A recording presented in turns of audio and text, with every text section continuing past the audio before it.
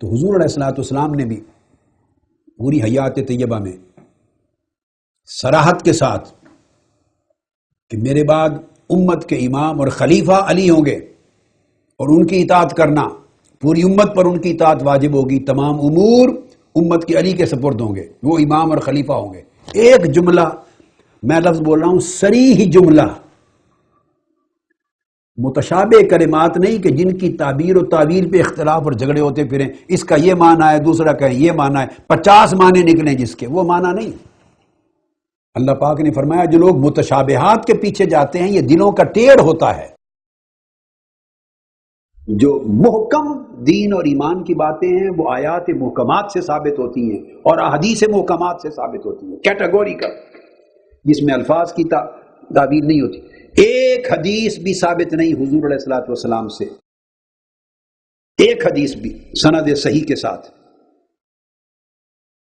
جس میں آقا علیہ السلام نے یہ اعلان کر دیا صحابہ کرام کو کہ میرے بعد تمہارا امام اور خلیفہ، یہ لفظ سن لیں، لفظ دو ہے نا، امامت اور خلافت۔ ولایت کی بحث نہیں ہے، اس کے معنی جدا ہو جاتے ہیں، ولایت کے 14 معنی بنتے ہیں، ہر کوئی اس کے الگ الگ معنی کرے گا۔ ولی ہے، مولا ہے، لفظ مولا جہاں مولا سے مراد دوست بھی ہے، محبوب بھی ہے، محب بھی ہے، مددگار بھی ہے، امور کا متولی بھی ہے،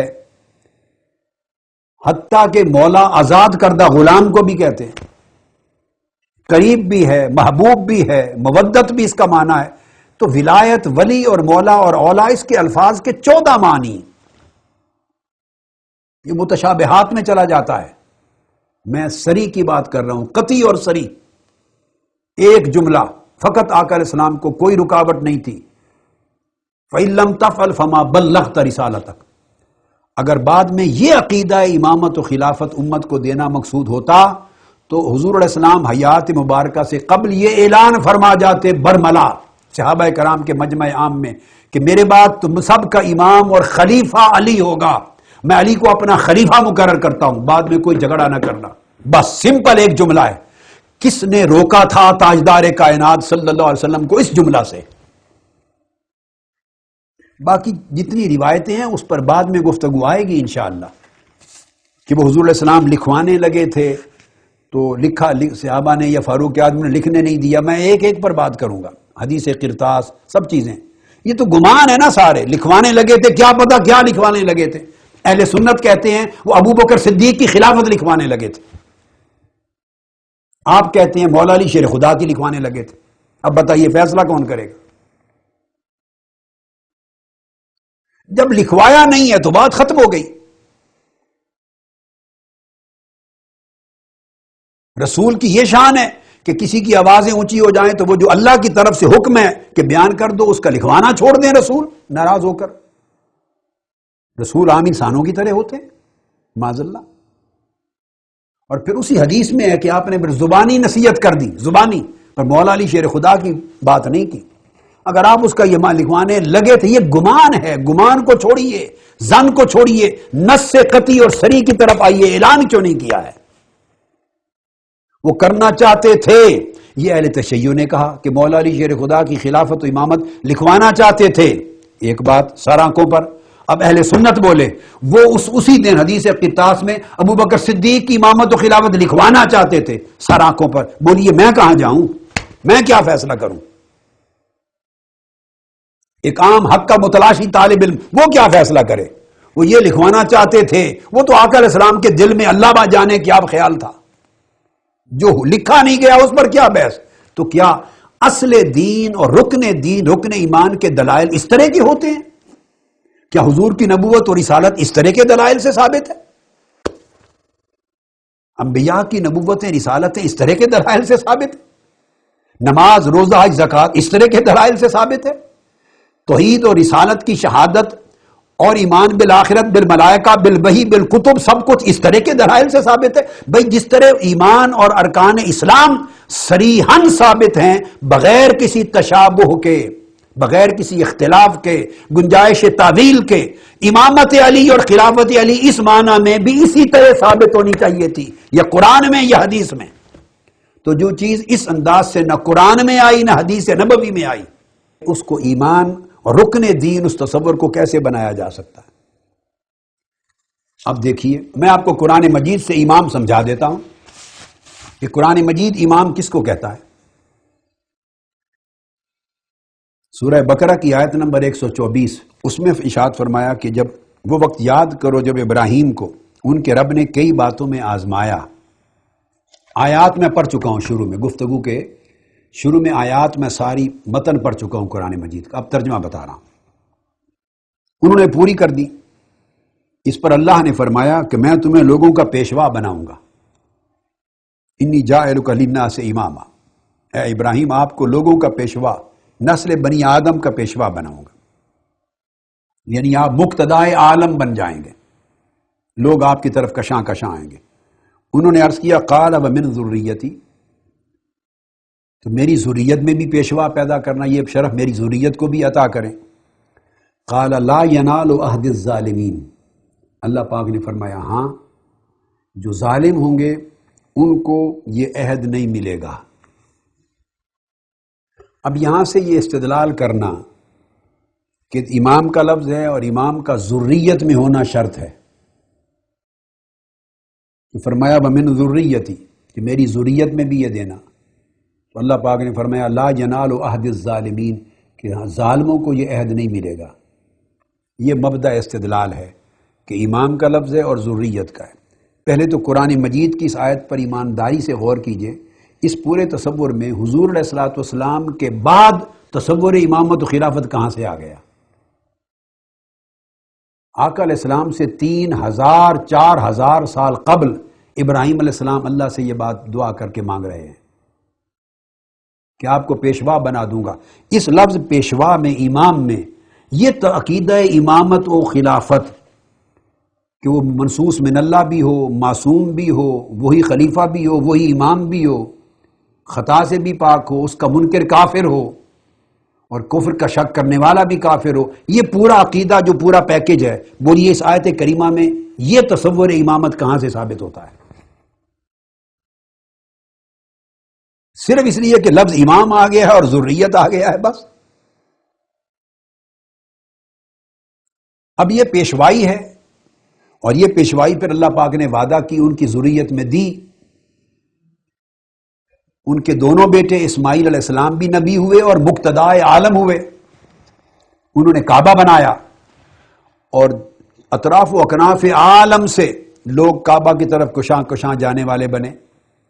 دوسرے بیٹے اسحاق علیہ السلام وہ بھی نبی اور پیشوائے عالم ہوئے۔ پھر اسحاق علیہ السلام کے بیٹے یعقوب علیہ السلام بھی نبی ہوئے۔ اب یاد سن لیں اگلی بات، بہت بڑی خطرناک تعبیر کر بیٹھے ہیں آپ عزیزان محترم، اگر آپ یہ سمجھیں، میں اہل تشیع بھائیوں اور بیٹوں کو کہہ رہا ہوں، اگر اس سے آپ امامت یہ مراد لے لیں عقیدہ امامت اور خلافت، تو امام سے اونچا کوئی نہیں ہوتا۔ تو پھر یہ بتائیے کہ سیدنا ابراہیم علیہ السلام جو کہہ رہے ہیں کہ میری ذریت میں بھی یہ امامت دے، اگر اس امامت سے مراد امامت خلافت اور اقتدار دونوں چیزیں یکجا ہیں عقیدے کے مطابق، تو اس کا پہلا ظہور جا کر ابراہیم علیہ السلام کے پڑپوتے حضرت یوسف علیہ السلام کی زندگی میں ہوا ہے کہ وہ نبی بھی تھے، اس لحاظ سے امام بھی تھے، اور وہ خلیفہ یعنی وہ اقتدار پر بھی ہوئے، مگر یہ یاد رکھ لیں کہ وہ تو وزیر تھے بادشاہ مصر کے، تابع تھے، تو امام کسی کا تابع ہوتا ہے؟ اگر تو امام کو تابع مان لیں تو مسئلہ سارا ختم ہو جاتا ہے، عقیدہ ہی غلط ہو گیا۔ وہ تو بادشاہ مصر کی کیبنٹ میں وزیر تھے، وہ حاکم علی الاطلاق تو بنے ہی نہیں ہیں۔ تو اب عقیدہ امامت اور خلافت اگر اس آیت سے ثابت کرنا چاہتے ہیں تو وَمِن ذُرِّيَّتِي کا پہلا اطلاق امامت اس معنی میں یوسف علیہ السلام پر ہوتا ہے، ابراہیم علیہ السلام کے پڑپوتے، وہ مصر میں بادشاہ عزیز بادشاہ مصر کی کیبنٹ میں وزیر بنے،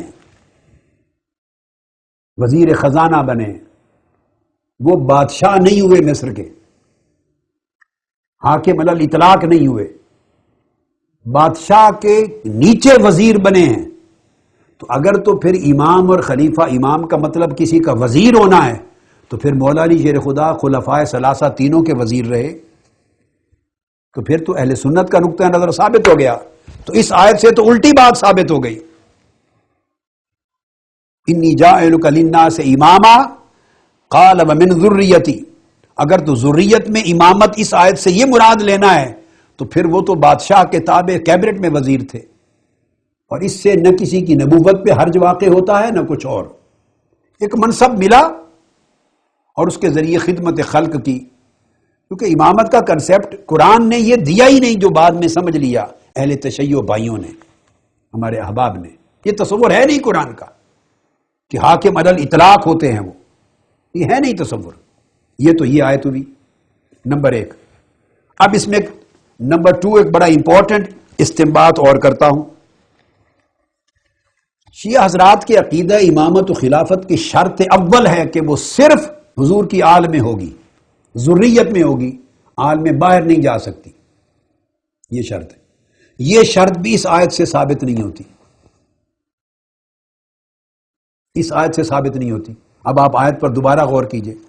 اللہ پاک نے فرمایا میں آپ کو امام و پیشوا بناؤں گا. انہوں نے عرض کیا باری تعالیٰ یہ شرف میری ذریت کو بھی عطا کر. اللہ پاک نے فرمایا جو ظالم نہیں ہوگا تمہاری ذریت میں اس کو بھی عطا کر دوں گا. اب اس میں ان کی ذریت میں امامت اور پیشوائی ملنے کا وعدہ تو ہے، مگر ذریت ابراہیم سے خارج کسی کو ملنے کی نفی کہاں ہے؟ آپ بات کو سمجھ رہے ہیں؟ اس میں یہ تو ہے کہ آپ نے التجا کی کہ میری ذریت میں بھی شرف دے یہ امامت اور پیشوائی کا. اللہ پاک نے وعدہ فرما دیا. تو ان کی ذریت، ان کے درخواست پر ان کی ذریت میں یہ شرف مل گیا. اس آیت کریمہ میں یہ کہاں موجود ہے کہ تمہاری ذریت سے جو نہیں ہوگا اس کو نہیں ملے گا؟ کہ یہ عہدہ و منصب امامت و خلافت کا خارج از ذریت نہیں جائے گا. یہ تو اس آیت کریمہ میں ہے ہی نہیں.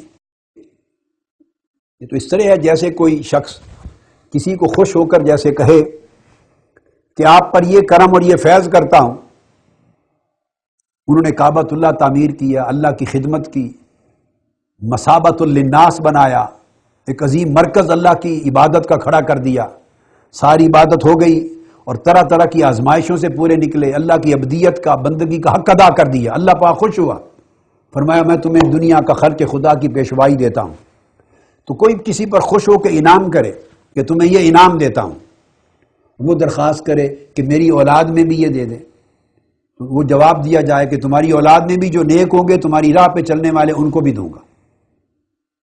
اب اس سے یہ کیسے ثابت ہو گیا کہ اس شخص کی اولاد کے علاوہ جو باقیوں کی اولاد ہے ان کو نہیں ملے گا یہ انعام؟ یہ کہاں گیا؟ یہ کہاں سے آیا؟ یہ واحد ایک جگہ ہے پورے قرآن کی جہاں لفظ امام اور ذریت اکٹھے آئے ہیں، اور اس جوڑ سے تو الٹ نکلتا ہے سارا نتیجہ کہ ذریت میں شرف پیشوائی عطا کیے جانے کا وعدہ ہے، مگر خارج از ذریت اس کی نفی نہیں ہے. تو پھر تو جو حضور کی ذریت اور آل میں نہیں تھے اگر ان کو بھی شرف مل گیا تو کہاں سے ثابت ہوا گیا کہ ناجائز ہے؟ قرآن نے تو منع ہی نہیں کیا. دو باتیں. اب اسی پر ایک تیسری بات توجہ طلب ہے، نہیں اسی آیت کریمہ سے فرمایا لا ینال عہد الظالمین، جو ظالم ہوگا اس کو میرا عہد نہیں ملے گا. ظالم کا بولیے عکس کیا ہوتا ہے؟ متقی. فرمایا جو ظالم ہوگا وہ امام نہیں بنے گا، اسے پیشوائی نہیں دوں گا. تمہاری ذریت میں جو ظالم ہوگا، جیسے کافر و مشرک ہو گئے، اس ظالم سے مراد کافر اور مشرک، جو کفار مشرکین جو ظالم ہوں گے ان کو یہ نہیں ملے گا. اب اس آیت کریمہ میں جو نفی ہوئی ہے کفار مشرکین اور ظالمین سے، جو انتفاع ہوا ہے، نفی، اس کا معنی کیا ہے؟ اس کا مطلب ہے جو متقی ہوں گے، مومن متقی ہوں گے، وہ سارے امام ہوں گے. تو پھر تو ہزارہا امام ہو گئے، صرف 12 کیوں؟